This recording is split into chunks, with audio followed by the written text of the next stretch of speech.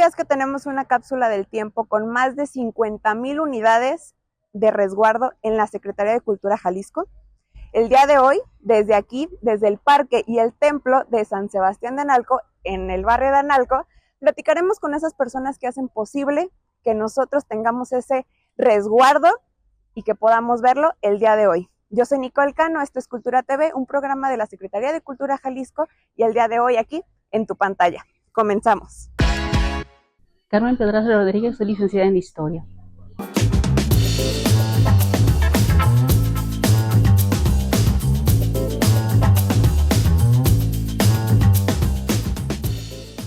Más que nada es reforzar las fuentes del patrimonio cultural de Jalisco, como a través de la rescate, conservación, catalogación, digitalización y difusión.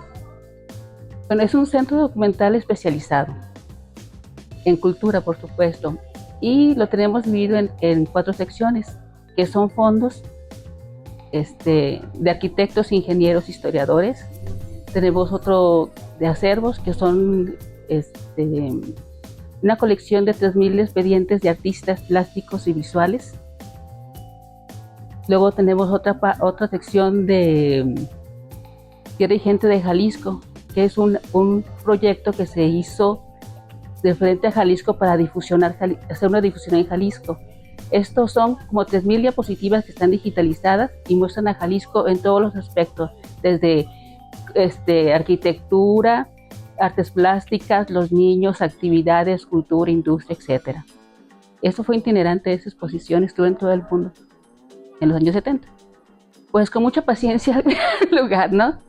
Y segundo, pues tenemos que trabajamos con investigadores porque tenemos que investigar sobre el acervo primero, de qué se trata la temática, investigar sobre la temática porque a veces no conocemos todos los temas.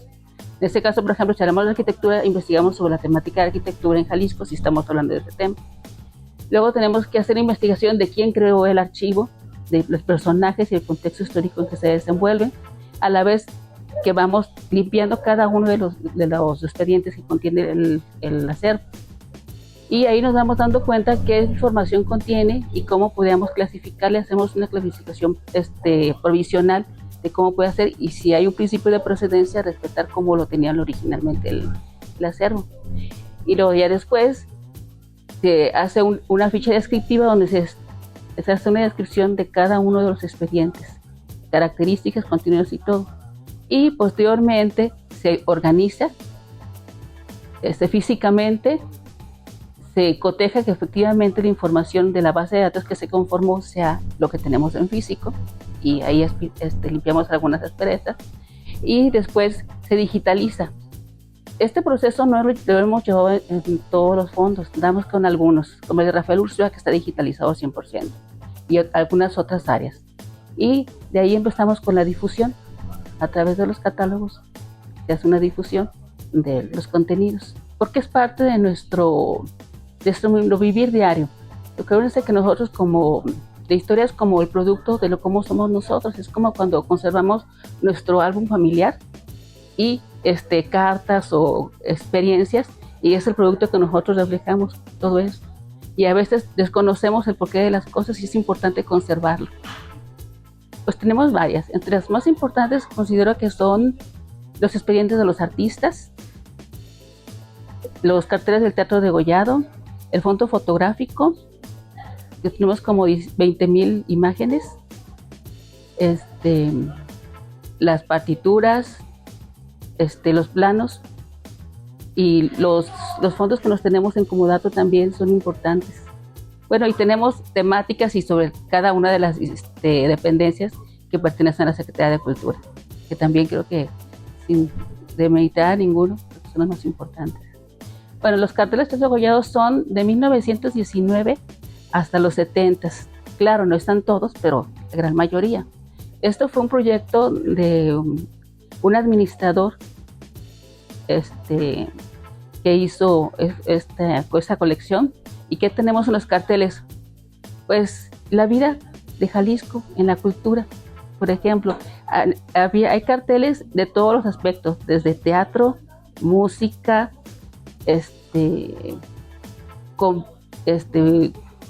música, ¿qué más? Graduaciones, lucha libre, cine, espectáculos de circo, una infinidad. ¿Y qué tenemos en ellos? Como son documentos efímeros, mucha información que tenemos en esos documentos no la encontramos en los libros. Y por ejemplo, desde quiénes conformaban la compañía, quién era el autor, quién eran los tramoyistas y los que encargaban de las cuestiones técnicas, por ejemplo, también los avisos que se hacían entre los medios de comunicación y los de las compañías. Cuando había choques, se contestaban. Los medios se contestaban por el periódico y las compañías contestaban por medio de los carteles. Por ejemplo, también tenemos comerciales, cómo vivían, qué era lo que compraban, qué consumían los jaliscienses. Bueno, Guadalajara, qué consumía también lo vemos ahí reflejado. También vemos reflejado, por ejemplo, anécdotas del mismo teatro, donde nos decía, niños de tal edad no pueden entrar, este espectáculo solamente es para mayores de edad. Si trae niños, aunque haya comprado su boleto, olvídate, no va a entrar. O en la pandemia de los años 20, también decía, todo está desinfectado, pueden venir, no hay problema. Recordando un poco la pandemia que tuvimos hace poquito, ¿no? Y una infinidad comerciales desde fraccionamientos que ahora son muy conocidos, como el de San Antonio, el Chapalita.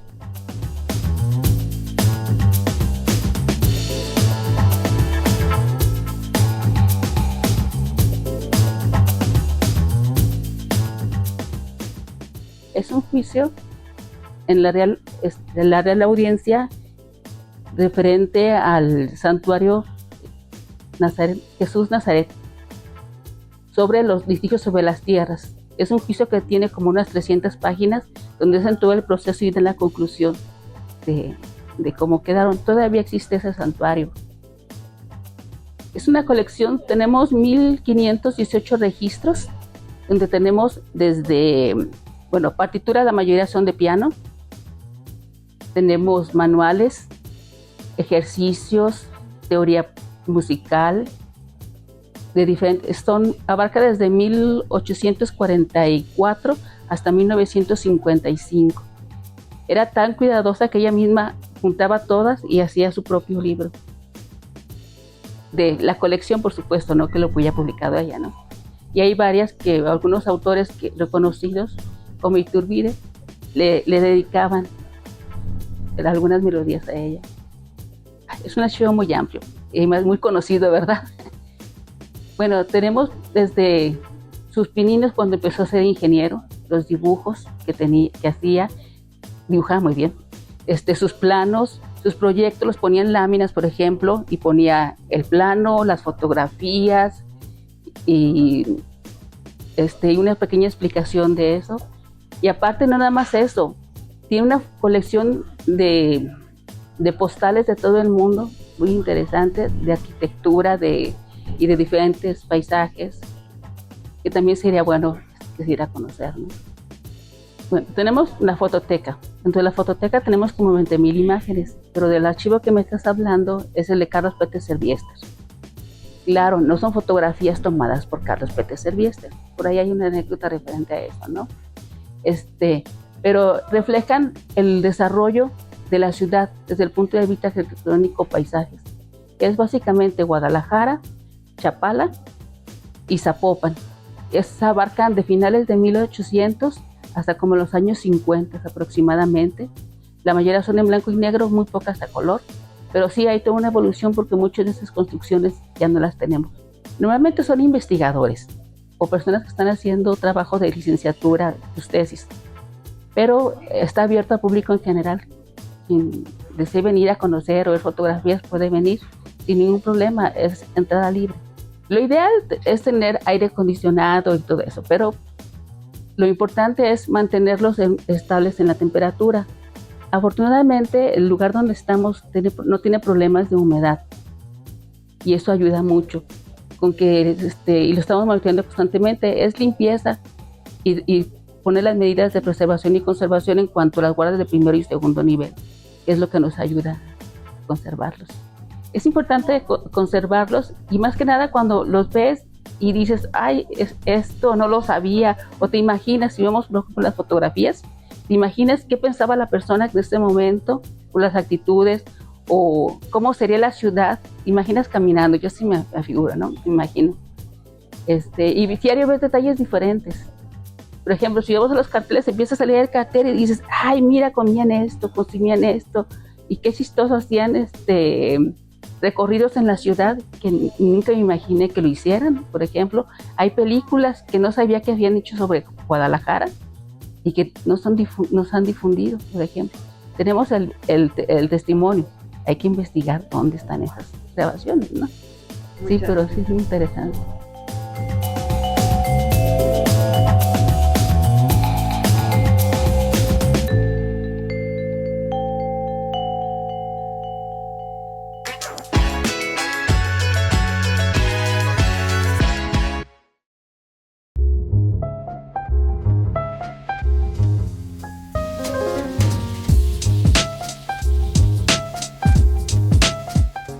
Soy José Daniel López Hernández, jefe de Patrimonio Artístico Histórico de la Secretaría de Cultura y presidente del Seminario de Cultura Mexicana. Y lo que más disfruto y me apasiona de mi trabajo en términos de la conservación del patrimonio es dos aspectos. El primero, la parte de la investigación, que para eso es muy importante el acceso a los archivos, a los acervos, a todo lo que de alguna manera pueda arrojar una documentación histórica para hacer el proceso de la investigación.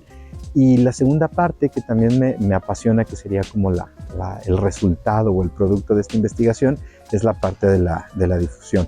Desde las diversas actividades que generamos, como las rutas histórico-arquitectónicas, los artículos de divulgación, las charlas, las conferencias, es decir, que el conocimiento no se quede solamente guardado o restringido a un mismo espacio, sino que pueda compartirse para las y los demás, y que eso pueda incidir pues en el conocimiento y en la construcción de la propia identidad, de entender ese pasado que nos ha conformado, de saber todo lo que nos ha antecedido y las personas que han ido configurando nuestra manera de ser, de pensar, y que eso pues nos haga también el entender nuestro estado actual y de cómo es que estamos y vivimos en este entorno.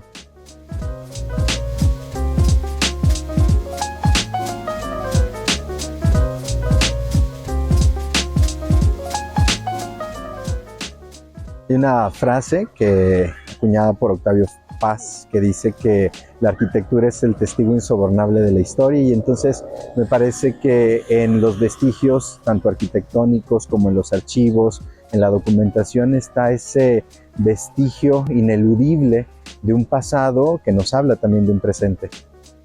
El conocimiento de la historia a partir de los archivos, a partir de las investigaciones, a partir incluso de la misma arquitectura, no solamente interesa a especialistas o académicos. Me parece que, claro, son los que a lo mejor por el objeto de estudio tendrían que ser los primeros en acercarse.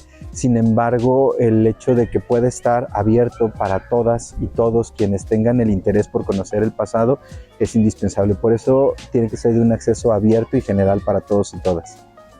Hay una frase quizá muy sobada o muy recurrente en donde nos recordamos que quien no conoce su pasado está destinado a repetir, pues digamos, errores, ¿no? Y si hablamos de esta necesidad de entender o de conocer lo que ha pasado anteriormente y que nos permite explicar nuestro aquí, nuestro ahora, nuestro presente como una herramienta para poder hacer una mejora en la vida y en las circunstancias, me parece que es esencial.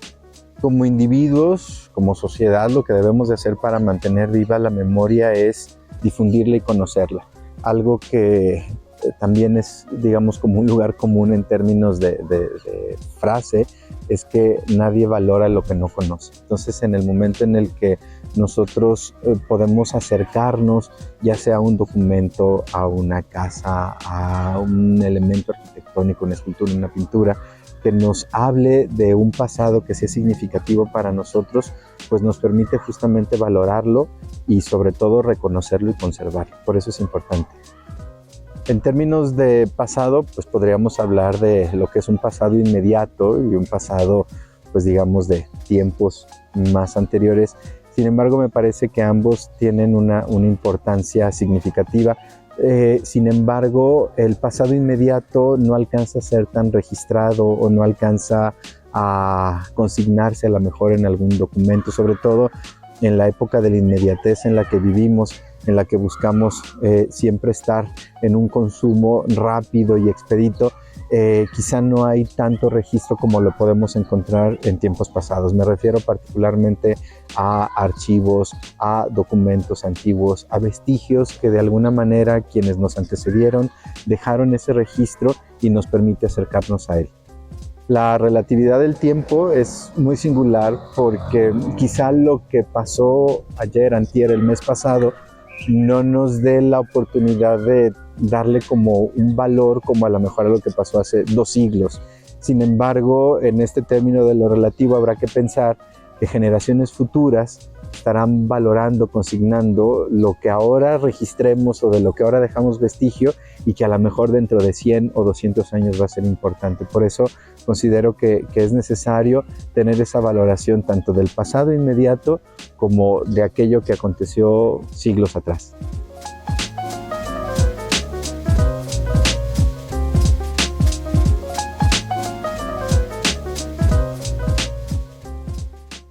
El proceso de investigación histórica es muy apasionante.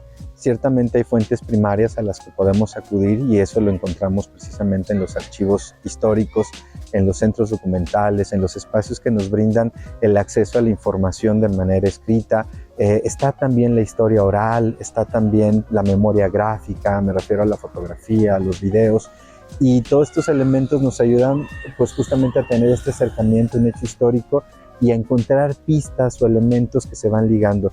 Decía de lo apasionante que es la investigación histórica porque no solamente un documento nos brinda la información, sino aquellos elementos adyacentes que vamos tirando una serie como de líneas conectoras que nos permiten hacerlo. Un ejemplo es cuando hacemos investigación patrimonial y que pues recurrimos sí a lo mejor al vestigio de la finca, pero eso nos lleva a encontrar qué familia la ocupó, qué hubo antes en ese predio, cuáles eran los acontecimientos o los hechos importantes que de esa finca o de ese entorno se desprendieron, y entonces ir estableciendo esas ligas o esas pistas pues se convierten en un elemento para conjugar toda la información. Un archivo histórico, además de preservar la memoria, nos permite hacer un viaje en el tiempo sin movernos de nuestro lugar, porque nos permite encontrarnos con maneras diferentes de pensar, con usos y costumbres distintos. Y es muy importante que cuando nos acercamos a un documento, a un vestigio histórico, tener la posible objetividad para leerlo desde su tiempo histórico. Un ejemplo podría ser las películas del cine mexicano de la época de oro. En un contexto actual quizá tendríamos que cancelarlas por su contenido machista, misógino, de restricciones, pero es importante también contextualizarlo en su momento y en su época, porque eso nos permite entender a la sociedad de ese momento, qué era lo que pensaba, qué era lo que anhelaba, y eso a la vez nos permite entendernos a nosotros de manera actual. Los archivos y los repositorios a los que estamos habituados, como los archivos históricos o los acervos generales, no solamente son en las instituciones, todas y todos tenemos la oportunidad de ir resguardando nuestro pasado y sobre todo con elementos que nos puedan referir a la historia personal.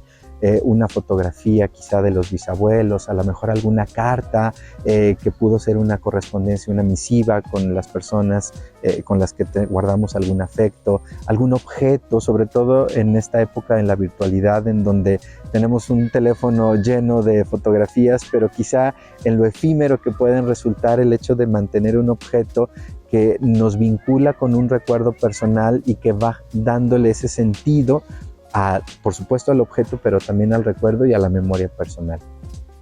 Cuando era niño siempre tuve el interés o la pasión por registrar las cosas que pasaban y me pude hacer de una grabadora de cassettes. Entonces durante la semana ahorraba para poder comprar el cassette y registraba, jugaba a ser como una especie de reportero, y entonces por supuesto pues entrevistaba a lo más cercano que tenía, ¿no? A los abuelos, a la familia, de repente a hacer voces y tener invitados en esas cintas.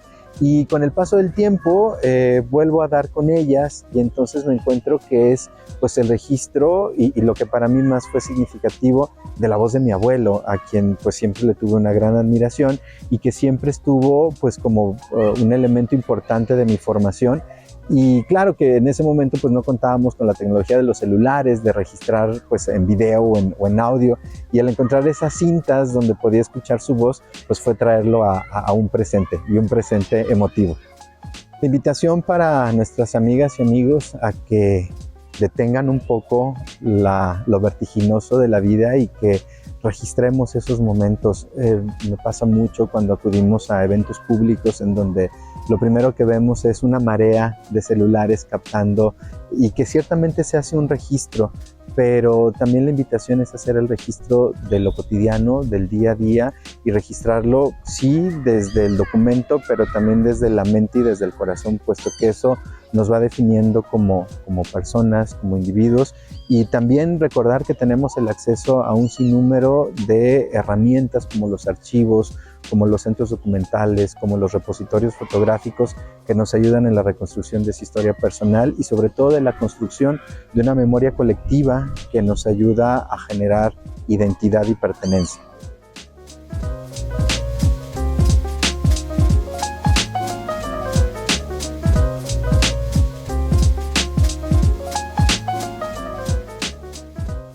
El día de hoy, desde el Centro